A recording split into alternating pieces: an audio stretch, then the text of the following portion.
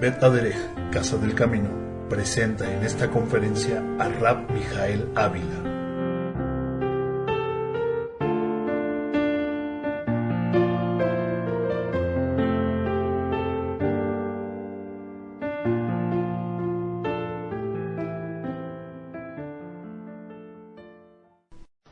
Shabbat Shalom desde la sinagoga Bet Aderech, el rabino Mijael Ávila.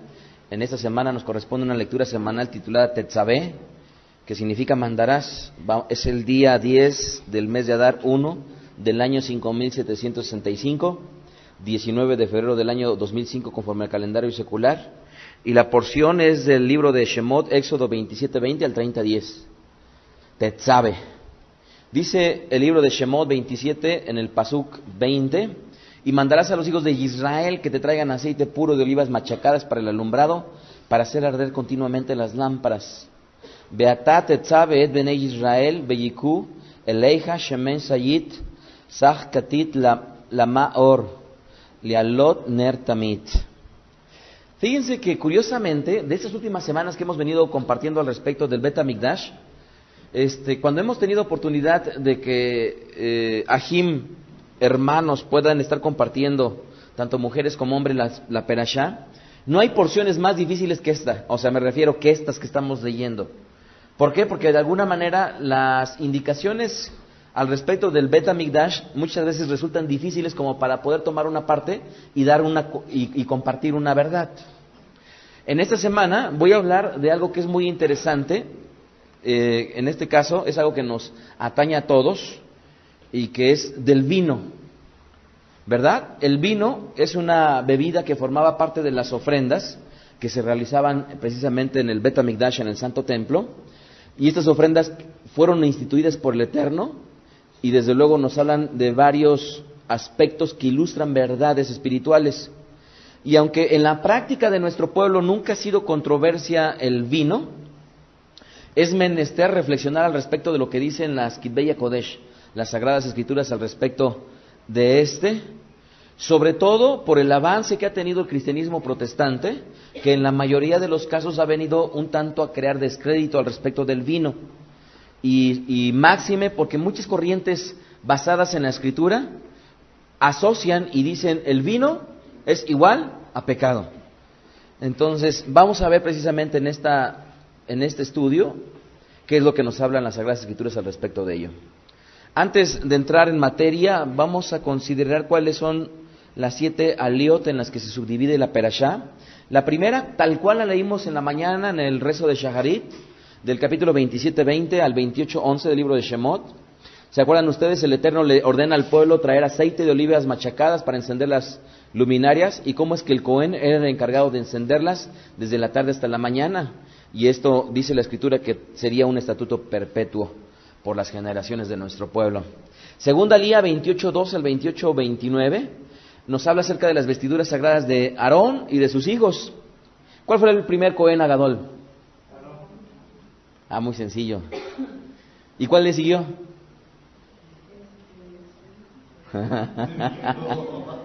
Muy cierto, muy cierto. Bueno, dice que dentro de sus vestiduras iba a haber piedras de ónix talladas con los nombres de los hijos de Israel. O sea, tendrían, ¿se acuerdan? Seis piedras dentro de su efod, 6 nombres en una, 6 en la otra. ¿Y cómo es que Aarón las llevaría? En memoria de los hijos de Israel. Tercera Lía, capítulo 28:30 al 28:42, nos habla acerca del pectoral y de los Urim y Tumim. Hoy en día no se sabe bien a bien su forma física de los Urim y Tumim. Solamente se sabe que eran 2 especies de piedras que colgaban del Cohen Agadol, y que cuando el pueblo tenía necesidad de preguntarle al Eterno por la forma en cómo se movían, el Eterno le respondía a través de estos Urim y Tumim. No se sabe hoy en día con certeza cuál era su forma. Entonces, estos Urim y Tumim, la transliteración sería luces y perfección. Estos Urim y Tumim serían consultados como una especie de oráculo por el Cohen Agadol. Y el historiador judío llamado Flavio Josefo, él describe que cuando los israelitas iban a la batalla, las piedras brillaban con un gran esplendor como señal de victoria. Una lámina de oro puro y grabado, tal cual la vimos en el video, que decía Kodesh, Le y el Yod Hei Bab Hei, o sea, santidad al Eterno, que tendría precisamente el Cohen Agadol. Era sujetada con un hilo azul celeste, que este azul celeste es muy interesante, pero en los tzitziot que tenemos cada uno de nosotros como varones, uno de ellos, conforme marca la escritura, debía de ser de un color azul. De hecho, nosotros cuando teníamos la librería, precisamente vendíamos lo que se llaman los tejelet. Tejelet en realidad es la palabra en hebreo que traducen al español como azul. Y estos tejelet, precisamente, uno de los hilos estaba pintado de este color tejelet, que podría ser como un azul medio bajito, y que se cree que este azul en realidad venía de ciertos moluscos que venían del mar, que emitían cierto tipo de color, y entonces se pintaban. Resulta que esos moluscos no tiene mucho que volvieron a aparecer. Por eso es que en Israel ya volvieron a vender los tejelet. Ahora la pregunta es, ¿por qué nosotros no lo traemos? Bueno, en realidad sí lo podríamos traer. El judaísmo tradicional ha preferido y ha optado por no traerlos, dado que todavía no están del todo seguros que efectivamente ese haya sido el tejelet de tiempos escriturales. Sin embargo, cuando ustedes vean unos tzitziot, como lo traducen al español, unas franjas, ¿verdad? Unos hilos que cuelgan precisamente de la vestimenta, que debe de tener cuatro costados. Bueno, pues uno de ellos podría ser precisamente de este color de los tejelet. En este caso, ese mismo color dice que era el que se sujetaba precisamente sobre la frente de Aarón, y era donde iban a considerar tener esta lámina de oro puro que decía santidad al Eterno. Y es muy interesante, yo alguna vez estudié todo lo concerniente al tejelet y aparece en varias partes de la Escritura. En su oportunidad compartiremos al respecto de ello. Dice también esta tercera lía que una túnica de lino bordada y un turbante de lino con cinturón hecho por artífice. Yo no sé si ustedes se hayan puesto a pensar alguna vez, pero cuando pensamos en una tela bonita, me refiero de textura y de forma, pudiéramos decir, bueno, es que el satín se ve muy brillosito, o la seda, por poner un ejemplo. Sin embargo, en este caso es, ¿qué tela es? Lino, ¿ok? Que sí era blanca, que tenía su hermosura, pero consideremos que en este caso era una tela de lino. A los hijos de Aarón también les iban a hacer túnicas, cinturones, tiaras para dignidad y esplendor, y ellos iban a hacer que se vistieran de manera específica, iban a ser ungidos para que les sirvieran al Eterno. Alguna vez compartió mi esposa al respecto de las vestimentas y de la forma en cómo ellos lo hacían, y fue muy interesante porque parte de la forma en cómo se debía de ver el Cohen Agadol o todos los Kohanim, los sacerdotes que ministraban, pues a final de cuentas nos iban a hablar del esplendor y de la majestuosidad del Eterno. Esto es, imagínense que de repente llegaran a Bélgica un representante del gobierno mexicano. ¿Cómo debía de llegar ese personaje? Bueno, pues obviamente tendría que llegar con cierta ropa, cierta vestimenta que fuera acorde a la ocasión y que además estuviera hablando precisamente de lo que hay en México. No me refiero que vaya a llegar con un traje de charro precisamente, pero de alguna manera tiene que venir representando a un gobierno con la forma en cómo requiriera. Entonces, cuando nos acordemos de los Kohanim, pensemos en que de alguna manera vienen a ser una forma visual de la representación del Eterno precisamente en la tierra. Cuarta lía, capítulo 28, 43 al 29, 18. Aarón y sus hijos fueron consagrados y purificados para ser Kohanim. Quinta lía, 29, 19 al 29, 37. En esta ceremonia de consagración de Aarón y de sus hijos, se aplicaba una sangre de carnero. ¿Se acuerdan ustedes que le ponían en el lóbulo de la oreja? Sangre. Ahora, ¿ustedes se imaginan el espectáculo después de verlos vestidos y con sangre? Realmente debió de haber sido algo impactante para la vista, pero mucho tiene que enseñarnos todo esta ceremonia que se llevaba a cabo. Dice la Escritura que sobre el dedo pulgar de la mano derecha se pondría como una señal. Ellos iban a cumplir con los deberes de sacerdote, y asimismo también se pondría sobre el dedo pulgar del pie derecho como un símbolo que caminarían por los senderos de la justicia. Alguna vez yo leía información detallada respecto del Bet HaMikdash, y yo leía que la gente que servía precisamente dentro de las órdenes eran muy susceptibles a enfermarse.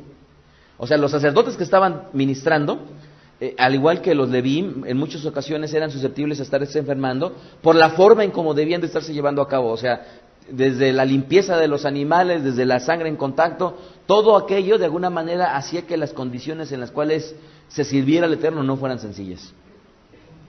Sexta Lía 29:38 al 46, aquí nos habla acerca del sacrificio diario. 2 carneros de un año serían ofrecidos, uno por la mañana, conforme a lo que vendría a ser Shaharit, y otro conforme a Minja. Con cada carnero se daría también la 10ª de parte de semola, mezclado con 1/4 de hin de aceite de olivas machacadas, aproximadamente 1/4 de hin, viene a ser como 1 litro. Y la libación también sería 1/4 de hin de vino para el primer carnero, y desde luego lo mismo lo repetirían en el segundo carnero por la tarde. Y por último, la 7ª Liot, capítulo 31 al 10, dice la Escritura que harían ellos un Mizbeach. ¿Qué es Mizbeach? Es un altar de maderas de acacias para quemar el incienso. ¿Se acuerdan ustedes que también lo quemarían de continuo? Iba a ser un Mizbeach cuadrado, iba a ser recubierto de oro puro, y en él obviamente Aarón quemaría el incienso por las tardes, juntamente cuando encendiera la menorá. Vamos a comenzar con la enseñanza. Fíjense que de todo el libro de Shemot, la palabra vino solamente aparece una vez. Y hay muchas ocasiones cuando porciones de la Escritura se repiten. Hay muchas ocasiones cuando palabras de la Escritura se repiten. Hay muchas ocasiones cuando versículos completos de la Escritura se repiten. Y es muy importante notar las veces que se repiten. Pero también es interesante cuando muchas veces solamente a lo largo de un libro, en el cual está dando una explicación detallada, solamente aparece una sola vez una palabra. Y en este caso la palabra vino solamente aparece una vez a lo largo del libro de Shemot. Y es precisamente en esta semana cuando aparece esta palabra vino. Cuando en el Perek 29, Pasuk 40, vamos allá, Shemot 29:40. Miren qué interesante. Diariamente tendrían que tener su yayin. 29:40. Dice ahí, vamos a leer desde el 38. Esto es lo que ofrecerás sobre el altar: 2 corderos de un año cada día continuamente. Ofrecerás uno de los corderos por la mañana y el otro ofrecerás a la caída de la tarde. Además, con cada cordero una 10ª parte de un efá de flor de harina amasada, con la 4ª parte de un hin de aceite de olivas machacadas, y para la libación, la 4ª parte ¿de qué? De un hin de vino. Y ofrecerás el otro cordero a la caída de la tarde, haciendo conforme a la ofrenda de la mañana y conforme a la libación, en olor grato, ofrenda encendida a Hashem. Préstame tantito la botella, por favor, Ari, si fueras tan amable. ¿Se imaginan ustedes que cuando menos 2 botellas de esto, ustedes lo creen? ¿2 botellas de esto? No, todavía más, porque una botella aproximadamente tiene 750, ¿verdad? Entonces todavía más allá que esto se iba a utilizar precisamente para hacer la libación en el Bet HaMikdash. ¿Qué es propiamente una libación? Vendría a ser un derramamiento. Entonces, cuando se llevaran a cabo este sacrificio, que iba a ser un sacrificio ígneo de Olá, se llevaría a cabo precisamente esta libación de vino. Entonces, era aproximadamente 1 litro, son como 3 litros 750 mililitros, correspondientes a lo que vendría a ser un hin. Por eso es que es aproximadamente un litro de vino. Ahora, el vino, amados, es un elemento fundamental en toda ceremonia religiosa en nuestro pueblo. Sin embargo, para hablar de él con autoridad, y esto debemos de entenderlo y metérnoslo bien en la cabeza. Si hay alguien que osa hablar del vino, yo no puedo nada más levantarme y estarles diciendo mi parecer al respecto del vino, o hablando lo que yo creo o lo que he aprendido de otros al respecto del vino, por una sencilla razón, Porque para hablar con autoridad al respecto del vino, miren, hay algo que es básico. Tenemos que estudiar todas las veces en donde aparece la palabra vino, a lo largo del Tanaj, mal llamado Antiguo Testamento, y a lo largo del Brit Hadashah, mal llamado Nuevo Testamento. Pero no en el español, porque miren, si hay alguien que quiere compartir al respecto del vino o de cualquier bebida que tuviera alcohol, ¿saben aproximadamente cuántas veces aparece, más bien cuántos vocablos tendríamos que estar estudiando? ¿Cuántos? ¿Cuántos creen? Porque ¿cuántas veces han hablado del vino para bien o para mal? Pero de alguna manera, ¿cuántas veces los pastores, los siervos, los rabinos han tratado de compartir al respecto del vino? Y les pregunto yo, o de alguna bebida que tuviera alcohol, ¿cuántos vocablos tendríamos que estar estudiando aproximadamente? ¿Cuántos creen? En el hebreo, ¿cuántos creen que hagan alusión a alguna bebida hasta cierto punto embriagante o con alcohol? Vocablos. Vocablos, ¿cuántos serían aproximadamente? Digo,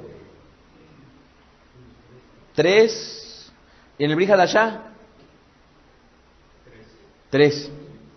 Fíjense que nosotros, para poder estudiar al respecto del vino, aproximadamente 10 vocablos en el hebreo y 4 en el griego. Si se fijan ustedes, ya de entrada, miren, yo recuerdo alguna vez cuando estaba yo platicando con un rabino, y aquella vez fue triste y escuchar y lamentable, porque era un varón que les enseñaba a su congregación que el vino no era vino, que el vino era jugo de uva, y por lo tanto el vino era igual a pecado. Entonces fue triste y lamentable, porque el momento en el cual yo tuve que confrontar con él sus dichos, y lo más importante y trascendental, que a final de cuentas sus dichos habían sido llevados a la congregación, yo recuerdo que estaba yo solo con él y le digo, ¿cuántos vocablos crees tú? Y es que él empezaba a decir, no, es que yo he estudiado y curiosamente hablaba de 3. Entonces le digo, mira, rabino, con todo respeto, pero debes de estudiar cuando menos 10 para hablar en su contexto al respecto del vino. Entonces, no podemos nosotros darnos el privilegio de poder hablar a la ligera al respecto del vino, porque tenemos la obligación de estudiar capítulo y versículo. Y si hay alguien que da su parecer al respecto del vino, amados, si no nos da capítulo y versículo, digo, pues será el punto de vista de un individuo, de una denominación, de una religión, pero no de la Escritura. A final de cuentas, nuestro compromiso y nuestra obligación es estudiar lo que la Escritura dice, y no lo que me conviene a mí, que lo que la Escritura dice. Hay muchos malos entendidos que se han hecho por causa de doctrinas incorrectas. Hay uno de ellos que me hace recordar muchísimo, esto enseñado por el cristianismo protestante. En el cristianismo protestante se enseña mucho que nosotros somos reyes y sacerdotes. Y yo recuerdo que me ha tocado esto confrontarlo una y otra vez. Es una aparente verdad que yo no comparto. ¿Por qué? Porque la Escritura no dice que somos reyes y sacerdotes, sino dice que somos reyes y sacerdotes, ¿y qué más? Y una nación que santa. Esto es, en una nación, ¿quién hay? Hay reyes, hay sacerdotes y también hay Am Israel. O lo que es lo mismo, en la alía, cuando estamos en la mañana y pasamos a la saliot, si aquí dentro de nosotros existiera varones judíos del linaje de Aarón, cuyo apellido en su mayoría puede ser Cohen o cualquiera de los derivados, ¿saben qué? ¿A quién tendríamos que poner a primero a leer la alía? Al Cohen. Conforme a la tradición, ¿quién sigue? El rabino. No sigue el rabino. Conforme a la tradición sigue el Levíim. Los levitas, si alguien tuviera algún apellido Leví, que por supuesto la gente ignora que desde luego dentro de los linajes todavía hoy en nuestro pueblo se siguen conservando gran parte de ellos. Entonces, en la mañana, ¿se acuerdan ustedes cuando leímos la Perashá? ¿Quién tendría que pasar primero? El Cohen. ¿Quién tendría que pasar segundo? El Leví. ¿Y quién tendría que pasar tercero? Am Israel. ¿Quién? cualquiera que forme parte del pueblo de Israel. ¿Sí? Ese es el orden litúrgico para efecto de poder pasar a la lectura de la Perashá. Entonces, ¿qué es lo que sucede? Basados en esta incorrecta teología de que todos somos reyes y sacerdotes, muchas veces el cristianismo dice, yo soy rey, y entonces todo lo que venga relacionado con el rey, me toca. Yo soy sacerdote, todo lo que venga relacionado con el sacerdote, me toca. Curiosamente nada más se agarran lo que les conviene, ¿verdad? Ahora, ¿qué sucedería si creyéramos esto que ha enseñado el cristianismo protestante hasta la fecha? Vayamos al libro de Proverbios, un capítulo que leemos Shabbat con Shabbat. ¿Cuál es? ¿Cuál es? ¿Cuál? Proverbios 31. Y si vamos al Pasuk 4, imaginémonos que creemos lo que mucha gente cree, que son reyes y sacerdotes, digo con todo respeto, pero al final de cuentas es iluso. Capítulo 31, entonces, en el Pasuk 4, ¿qué dice? No es de los reyes, oh Ari Jacob, no es de los reyes, Roe Yitzhak, beber vino. ¿Por qué tienes en tu casa? Ni de los príncipes la sidra, no sea que bebiendo olviden la Torá. No, ahí no es la Torá. En este caso, en el hebreo son, se lo voy a tener que decir para que lo tomen, porque ahí está, no es del todo certero el hecho de que hayan traducido ley, aunque si bien es cierto la mayoría de las veces que traducen al español ley habla en el hebreo Torá, no siempre es así. En este caso no es así. En este caso, cuando están hablando de ley en el hebreo, está haciendo alusión a los Hok o a Jukim, pues. Entonces, los estatutos, ahí podríamos leer: no sea que bebiendo olviden los estatutos y perviertan el derecho de los afligidos. Obviamente, ustedes saben que dentro de la Torá se subdivide, como lo hemos hablado, en varias partes, ¿verdad? Los Mishpat, los Jukim, los Edut. Y fíjense bien cómo le está diciendo, porque un rey, parte de su responsabilidad era servir de juez. Luego entonces, los Jukim, que vendrían a ser las reglamentaciones que él debería de usar para la sana convivencia de la sociedad, entonces él podría estarlos dejando a un lado por causa, como lo voy a demostrar, no de tomar vino, sino de tomar en exceso. Más adelante se los voy a compartir. Entonces, ¿qué sucedería si creyéramos lo que ha enseñado el cristianismo al respecto de que todos somos reyes? Basándonos en este pasuk, entonces, ¿deberíamos de tomar vino? No. ¿Por qué? Porque tú eres rey, luego entonces dice, no es de los reyes, ¿correcto? ¿Sí o no? Ahora, si esto nos lo estuvieran compartiendo y fuera lo que creyéramos, lo más probable es que íbamos a decir, sí, tienes razón. El pastor que está compartiendo tiene razón. Pero ¿qué sucedería con nuestra mente cuando de repente se nos viniera a la mente nuestro amado Yeshua Mashiach? Caray, ¿que no acaso es el rey de los judíos? ¿Y por qué tomó vino si aquí dice que no debe de tomar vino? Hay una explicación a esta contradicción. Pero antes vayamos a un pasaje que también debería de darnos un poco de luz. Isaías 55:1.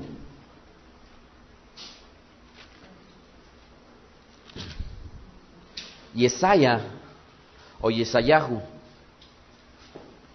A ver, repitan Yesaya 55:1. A ver si se acuerdan de este pasuk, que mucha gente lo trae a memoria o se lo sabe. A todos los sedientos, venid a las aguas. A todos los que no tienen dinero, venid, comprad y comed. Venid, comprad sin dinero, sin precio, vino y leche. Este versículo nos habla al respecto de la generosidad del Eterno, de la bendición que nos va a dar el Eterno. Y detrás de la bendición nos dice, vengan y compren sin dinero. Compren sin dinero, entre otras cosas, vino y leche. Y entonces nos preguntaríamos, si nos han enseñado que somos reyes y allá dice que no debemos de tomar vino, entonces ¿por qué aquí parte de la forma en cómo demuestra el Eterno la bendición es: compren sin dinero vino y leche. ¿Se dan cuenta que sería nuevamente una contradicción? Miren, para los que estamos familiarizados con la forma de razonamiento hebreo y oriental, es menester que sepamos que obviamente el pensamiento oriental de alguna manera en muchas ocasiones es contradictorio. Ahora, el hecho de que existan aparentes contradicciones en la Escritura no quiere decir que la Escritura sea contradictoria, no, sino que hay una explicación tanto para lo uno como para lo otro. Y hay una clásica, ¿se acuerdan ustedes el libro de Jacob que dice que la fe sin obras es muerta? Y luego, como dice Rabbi Shaul, que de nada sirven las obras, lo que sirve es la fe. ¿Cuál es la respuesta para las dos? Bueno, pues es que depende de la óptica en la cual se esté mirando.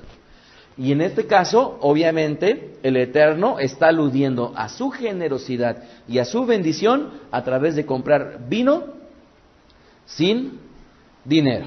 Muy bien. Vamos a comenzar entonces a ver lo que es el vino. ¿Qué nos habla el diccionario respecto de lo que es el vino? Escuchen bien. Vino es un término que se aplica a una bebida alcohólica elaborada por fermentación del jugo fresco o concentrado de frutas o bayas. Otra vez, vino es un término que se aplica a una bebida alcohólica elaborada por fermentación del jugo fresco concentrado de frutas o bayas. Fíjense que en términos contemporáneos no podríamos estar diciendo el vino es jugo de uva, porque si bien es cierto el vino en realidad dentro de lo que tiene es jugo de uva, sería tanto como decir de repente yo traigo una olla para la comida del Shabbat y en esa olla yo lo único que le puse es agua, ¿verdad? Y les digo, miren, aquí está su caldo, coman caldo. Y ustedes se voltean, Rabí, pero si eso es agua. No, es caldo. Porque cuando yo digo caldo, estoy haciendo alusión al agua. Es tanto como decir, el caldo por cuanto tiene agua, entonces, pues la Biblia cuando dice agua no se refiere a agua, se refiere a caldo. Es estar cambiando inútilmente conceptos que de alguna manera no aplican. Debemos de entender que cuando la Escritura está hablando de vino, no está haciendo referencia a jugo, sino está refiriendo a una bebida que tiene cierto grado de alcohol como consecuencia de la fermentación propia de la fruta, y luego entonces lo que va a provocar es un efecto en el hombre. Ahora, ¿qué es lo que sucede? A lo largo de este estudio, si bien es cierto, se encuentran 10 vocablos en el hebreo, 4 vocablos en el griego al respecto de lo que vendría a ser la palabra vino, yo me voy a concentrar solamente en 2, uno en el hebreo y otro en el griego. ¿Cuál es el vocablo el cual hemos estado leyendo ahorita tanto en el libro de Proverbios como en este Isaías? En el hebreo la palabra para vino es yayin. Repitan conmigo. Yayin. Y curiosamente, la palabra griega con la cual se habla al respecto del vino, se deriva curiosamente también del hebreo, y es la palabra griega oinos. Oinos. Hay una materia, por así llamarlo, que se llama enología. ¿La han escuchado? A ver, Gira, tú debes de estar familiarizado con eso. ¿Por qué familiarizado? Porque de alguna manera, muchas veces cuando todo lo que vendría a ser el conocimiento relacionado con lo que vendría a ser la comida, la restaurantería, el servicio, es todo un arte, verdaderamente es todo un arte. Entonces, dentro de lo que es la enología, en realidad viene de la palabra oinos y de la palabra logos. Como la traducen al español vendría a ser el estudio del vino, ¿verdad? Entonces, ¿de qué voy a hablar? De yayin y de oinos.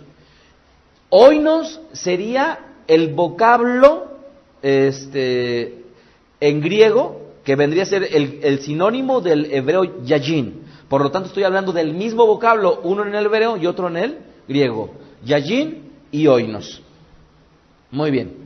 Entonces, ¿cómo yo podría demostrarles a ustedes que la Biblia no habla de jugo de uva, sino habla de vino, y dando a entender que la palabra vino está aludiendo intrínsecamente a una bebida que tiene alcohol. Muy bien, pues vamos a comenzar. El libro de Efesín, capítulo 5, versículo 18. Efesios 5, 18. Un pasuk por demás conocido por muchísima gente, pero que curiosamente se conoce, pero no se reflexiona al respecto de él. Entonces, cuando mencionemos del Brit Hadashah es oinos, ¿correcto? Y cuando mencionemos del Tanaj es yayin. Ok, aunque leamos del Brit Hadashah, digamos de yayin. ¿Qué dice Efesín 5:18? No os embriaguéis con yayin. En este caso, si leyéramos en el griego, con oinos. ¿Por qué dice no os embriaguéis con yayin? Dice, en el cual hay disolución. Antes bien, sed llenos del ruaj. Imagínense que yo quisiera demostrarles a ustedes que el vino no es vino si el vino es jugo de uva. Yo les dijera, a ver, amados, no os embriaguéis con jugo de uva. Y de repente un niño de 5 años me podría preguntar, Rabí, ¿pero cómo? ¿Yo me puedo acaso embriagar con jugo de uva? Y yo me voltearía, le daría un golpe y le dijera a tu niño, cállate, porque tú no puedes preguntar. Pues no, desde luego que no. Si está hablando la Escritura que el vino embriaga, es que está provocando un efecto en el cuerpo, en el organismo de la persona. En el griego, la palabra aquí para embriagar es el griego metusko. Metusko, que en realidad alude de alguna manera a estar embriagado o intoxicado. Este estudio se los debería dar solamente a parejas casadas. Más adelante se van a dar cuenta por qué. Pero bueno, pues yo sé que tienen oídos castos y puros, pero dentro de este estudio es un estudio que tiene mucho que ver con tantas cosas bonitas. Entonces, metusco, embriagar o intoxicar. Ok, ya se dieron cuenta cómo es que efectivamente no da jugo de uva. ¿Por qué? Porque provoca un efecto embriagador en las personas. Ok, vamos a ver un ejemplo en el Tanaj. Primera de Samuel o Aleph Shmuel, capítulo 25, verso 37. Primera de Shmuel o Aleph Shmuel 25, 37. Y dice la Escritura, pero por la mañana, cuando ya a Nabal se le habían pasado, ¿qué? Los efectos del vino, le refirió su mujer estas cosas y desmayó su corazón en él y se quedó como una piedra. En este caso, David Amelech estaba teniendo un conflicto con Nabal y Nabal se le había hecho muy fácil el poder desacreditar a David Amelech. ¿Por qué? Pues porque tenía unas copas encima, pero dice la Escritura que cuando le pasó el efecto. ¿Qué quiere decir esto? Que el vino como tal puede provocar un efecto en la persona.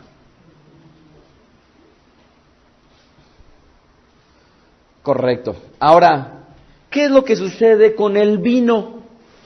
Miren, si el vino en realidad tiene un efecto embriagador y puede de alguna manera provocar algo en las personas, en muchos hay ejemplos. Vamos al libro de Bereshit, capítulo 9, verso 21. Hay ejemplos en la Escritura cuando se ve que también consumían vino y de alguna manera estas personas que consumían vino se excedían de tal manera que perdían la conciencia, perdían la razón. Génesis 9, 21, ¿ya lo tienen? Y aquí estamos hablando precisamente del caso de Noaj.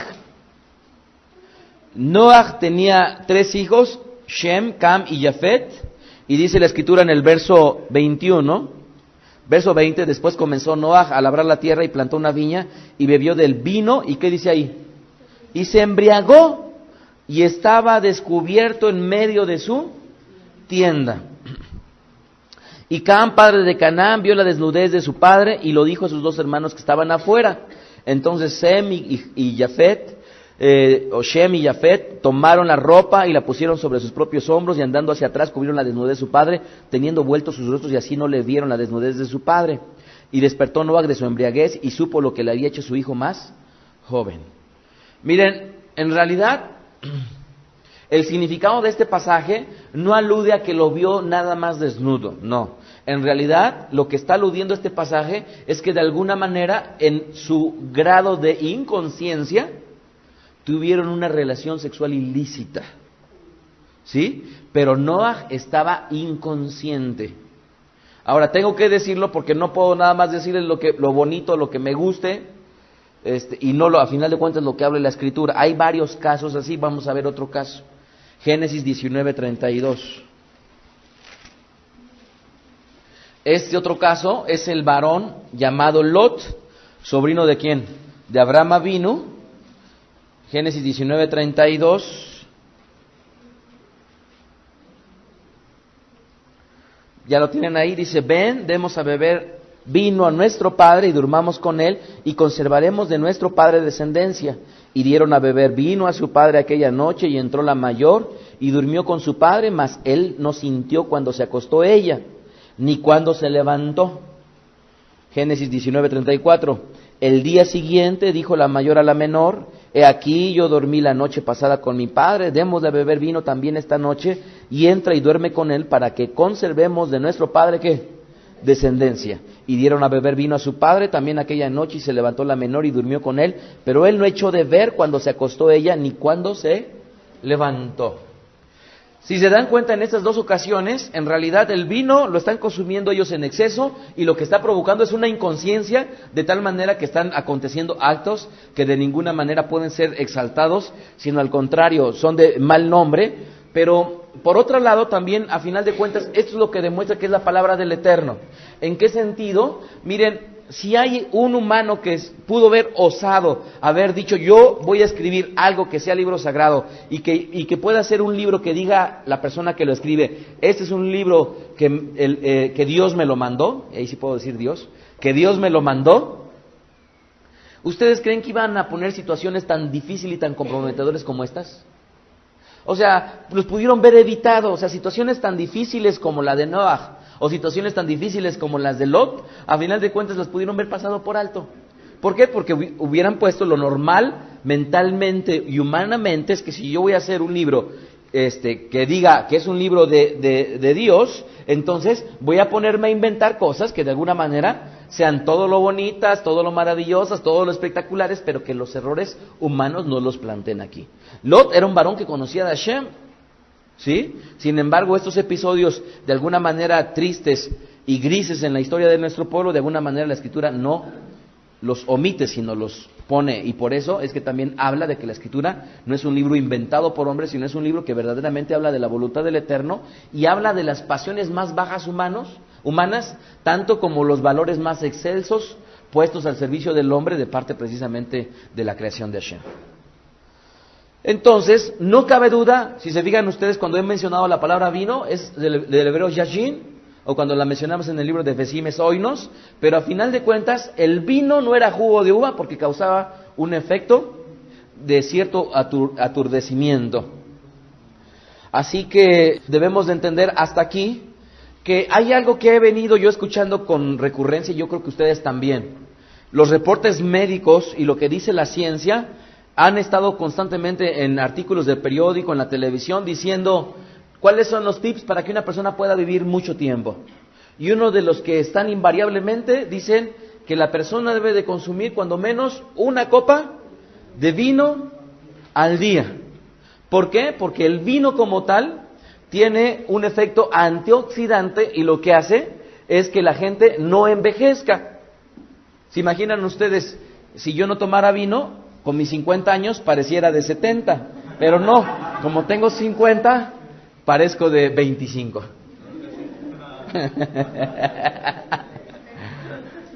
Ok, entonces, si ustedes no quieren envejecer, dice la ciencia que el efecto antioxidante del vino para la salud, así es que si se quieren ver como yo, Baruch Hashem.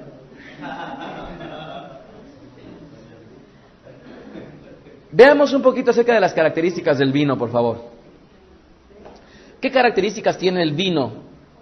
Coelet 2:3, el libro de el que está en la iglesia, si así lo pudiéramos traducir al español, porque viene de la palabra eclesia. Coelet 2:3, fíjense cómo lo dice ahí Shlomo Melech. Dice Shlomo: o Shelomó. Propuse en mi corazón agasajar ¿qué? Mi carne con qué. Ok, si nada más leemos esta parte, debemos de entender una cosa, que el vino en realidad, ¿qué es? Es un agasajo para la carne. Otra vez, el vino es un agasajo para la carne. ¿Correcto? ¿Qué características tiene el vino? Que el vino es un agasajo para la... Ahorita me acordé cuando Hanna y mi esposa, pero no lo voy a decir porque si no se va a grabar. Pero ¿qué es el vino? El vino es un agasajo para la carne. ¿Ok? Primera característica del vino, del yayin. ¿Qué otra característica tiene el yayin? Salmo 104:15. Teilim 104:15. ¿Ya lo tienen? Y el vino que alegra el corazón del hombre, ¿sí lo ven ahí? ¿Para qué puede servir el vino? Para alegrar el corazón del hombre. ¿Para qué? Para alegrar el corazón del hombre. ¿Y esto quién lo dice?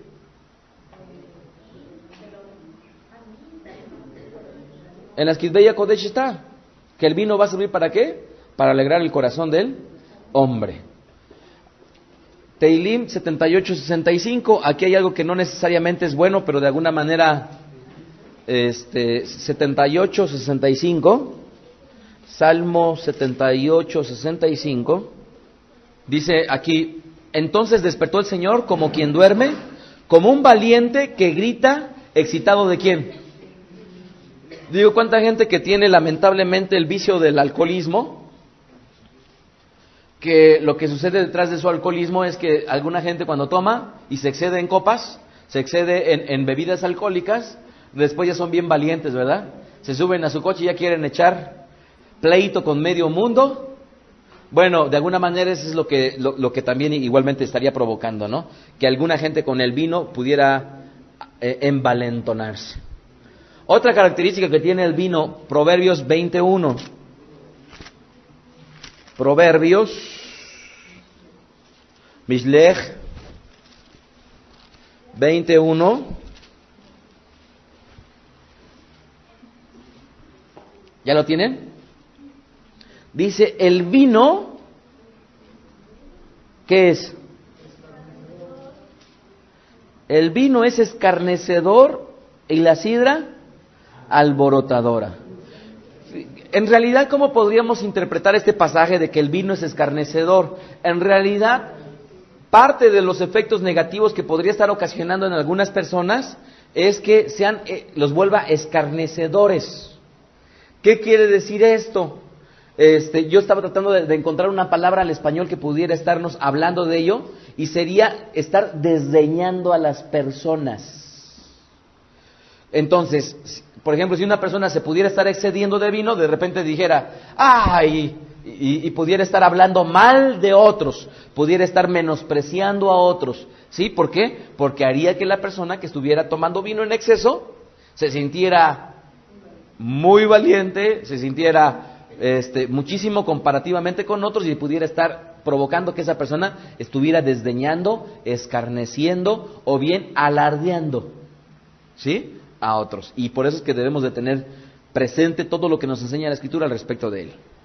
Otra característica, una característica buena, Proverbios 31:6, Mishlech 31:6.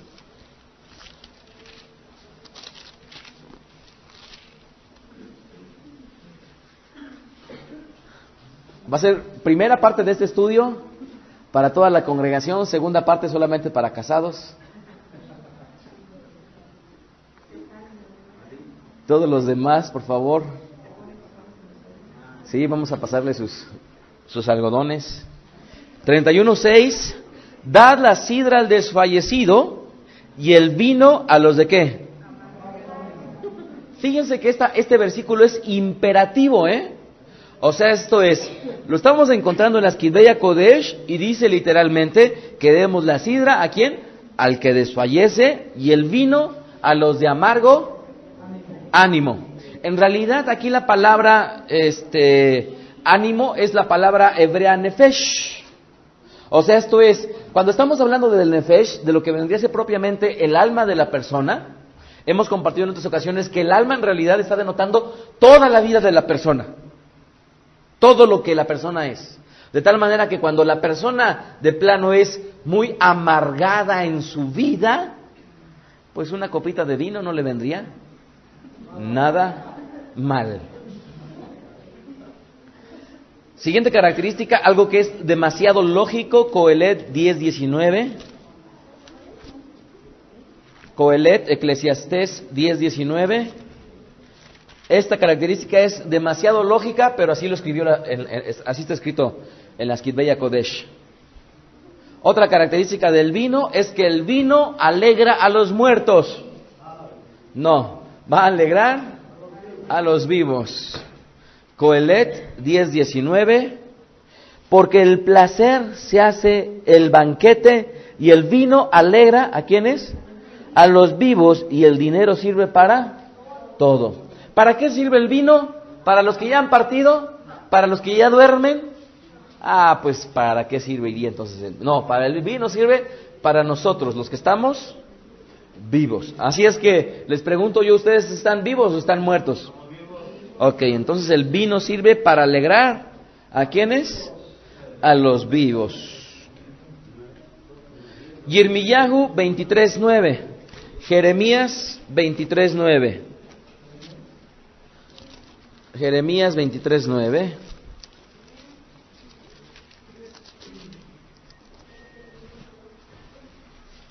Y aquí estamos hablando del profeta que da una característica de una experiencia espiritual que él está teniendo, pero que la está comparando con el vino. Entonces dice ahí: a causa de los profetas mi corazón está quebrantado dentro de mí, todos mis huesos tiemblan, estoy como ebrio y como hombre a quien dominó el vino delante del Eterno, delante de sus santas palabras. Aquí no está hablando precisamente que él está embriagado, no, sino está aludiendo a una presencia de parte del Eterno que está provocando una experiencia física en él semejante a como cuando está una persona borracha. Igual como en el día de Shavuot, que dice que se levantó Kefá, porque seguramente estaba tirado ahí. ¿Por qué estaba tirado Kefá? Estaba teniendo una experiencia de índole espiritual con el Ruach HaKodesh que parecía como si estuviera borracho. De tal manera que dice la Escritura, y levantándose Kefá, pues ¿dónde estaba? Seguramente estaba tirado. Se levanta y dice la Escritura, varones amados, estos que ven ahí no están llenos de mosto. ¿Verdad? ¿Se acuerdan ustedes? ¿Por qué? Porque muchas veces las experiencias de índole espiritual tienen una repercusión física semejante cuando una persona está pasada de alcohol. Entonces, otra característica del vino es que puede hacer que no tengamos dominio sobre nuestro cuerpo. Otra característica positiva, esta fue negativa, la otra positiva, segunda de Samuel 16:2. Alef Shmuel, Be Shmuel 16:2.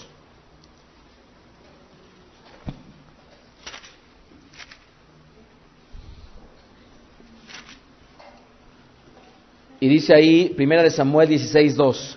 Y dijo Samuel, ¿cómo iré? Si Saúl lo supiera, me mataría. Hashem respondió, toma contigo una becerra de la vacada y di. Estoy leyendo mal, discúlpenme. No, era segunda de Samuel 16, y yo estaba leyendo primera. 16:2. Y dice ahí, y dijo el rey a Sibá, ¿qué es esto? Y Sibá respondió, los asnos son para que monte la familia del rey, los panes y las pasas para que coman los criados, y el vino para que beban, ¿quiénes? Los que se cansen en el desierto. Imagínense ustedes que de repente ven su casa toda tirada y dicen, antes de comenzar voy a tomarme una copita de vino. Boré Peri Agefen. Ahora, dense cuenta que esto que estoy compartiendo a final de cuentas resulta tal vez demasiado grotesco para los oídos castos y finos de muchísima gente, pero a final de cuentas, amados, yo no puedo compartir lo que a mí me agrada o lo que me parece bien. Mi compromiso y mi responsabilidad con el Eterno es compartir lo que ahí está. Y si en la Escritura dice que para los cansados es un poquito de vino, digo, ¿quién soy yo para decir, y el vino me lo saltó en el desierto? Pues desde luego que no, es mi obligación y mi responsabilidad de hablar tanto lo que está bien en el contexto en el cual nosotros nos estamos desenvolviendo, como para el contexto en el cual nos desenvolvemos resulta, tal vez a oídos de algunos, castos y puros, esto demasiado mundano. Bueno, si nosotros viviéramos en un contexto en Europa, por ejemplo, en Francia o en España, el vino para nosotros, ¿qué representaría? Absolutamente agua, exactamente, semejante al agua. Pero el contexto occidental en el cual nosotros vivimos, sobre todo en México, ya resulta un tanto contrario a la enseñanza tradicional protestante. ¿Dónde se guardaba el vino? Yeshua, capítulo 9, versículo 4. Yeshua 9:4, Josué. Dice ahí, usaron de astucia, pues fueron y se fingieron embajadores y tomaron sacos viejos sobre sus asnos y cueros viejos de vino rotos y remendados. ¿En dónde se guardaba el vino? En odres. Vendrían a ser en bolsitas de cuero. Yo recuerdo cuando yo era pequeño, tenía familia, mucha de mi familia vivía en el Estado de México, y unos de ellos yo recuerdo tenía un tío como salido de un cuento para niños, era de estatura media, gordito, güerito, pero así tenían los cachetes rojos, y lo que vendía era, ¿saben qué vendía? Pulque.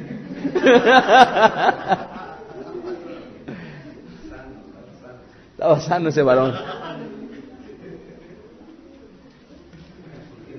Otro efecto, otra característica del vino, 1 Timoteo capítulo 5:23. 1 Timoteo 5:23. Dice ahí en la Escritura, ya no bebas agua, sino usa un poco de oinos. ¿Un poco de qué? De vino, por causa de tu estómago. Es que, miren, debemos de entender una cosa y debemos de reconocer, el idioma no podemos perder su belleza, pero hoy en día hay tanta influencia de los medios de comunicación. Ahorita, ¿se acuerdan ustedes cómo durante un tiempo mencionaban mucho, en lugar de estómago, cómo que decían? No, por estógamo, ¿verdad? Entonces, es que muchas veces, hay tantas palabras que las repite la gente que se te vienen a la mente, pero no debemos de caer en ese juego de perder la belleza de este idioma, el español. Entonces dice, ya no bebas agua, sino bebe un poco de vino por causa de tu estómago y de tus frecuentes enfermedades, porque a final de cuentas el vino también tiene un efecto curativo, que tiene varias propiedades y que pueden producir, ¿qué, perdón? Curativas, ¿verdad? Dentro del cuerpo. Es medicinal el vino. ¿Qué otra cosa? El libro de Shoftim 19:19, Jueces. Shoftim 19:19.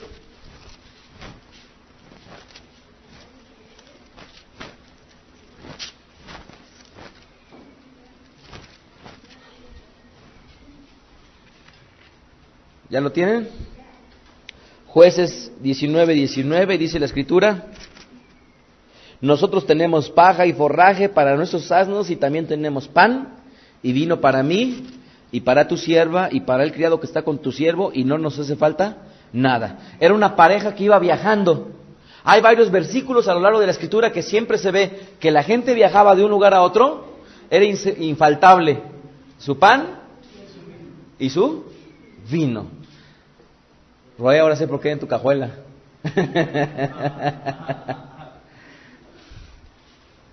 era parte precisamente de algo que nuestro pueblo en los viajes precisamente llevaba. ¿No, ustedes no han visto unos sets que venden para hacer el Kabbalah Shabbat?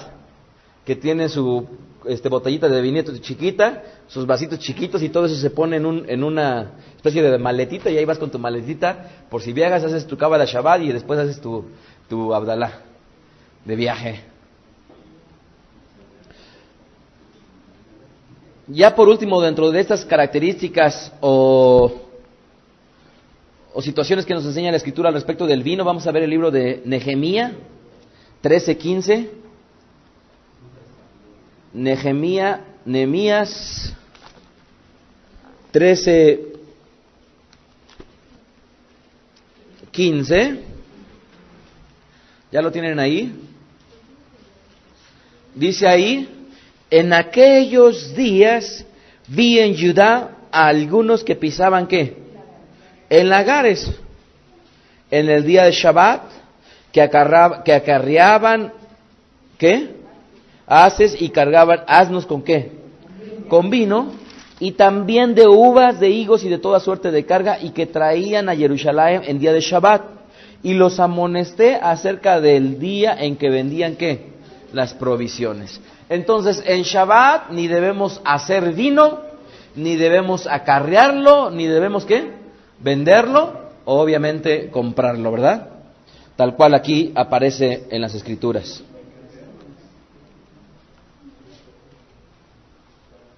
Ahora la pregunta: ¿en la Escritura existe algún pasuk, algún versículo que prohíba a alguien en determinado tiempo abstenerse de tomar vino? La pregunta es: ¿ustedes mujeres tienen prohibido tomar vino? ¿Ustedes varones tienen prohibido tomar vino? ¿Qué relación tiene el vino con los eventos festivos? Vamos a hablar un poquito al respecto del Mesías y el vino, pero estas y otras preguntas o situaciones ustedes las podrán escuchar en la siguiente conferencia. Desde la Sinagoga Bet Aderech, el rabino Mijael Ávila y la congregación les bendecimos en el nombre de Yeshua Mashiach. Shalom Aleichem. Escuchaste a Rab Mijael Ávila. Para conocer más de sus conferencias, visita la página betaderech.com. Síguenos en las redes sociales, YouTube, Facebook, Twitter. Búscanos como Mijael Ávila. Si deseas adquirir alguna conferencia o estudio particular, escríbenos al correo mijael@betaderech.com. Shalom Aleichem.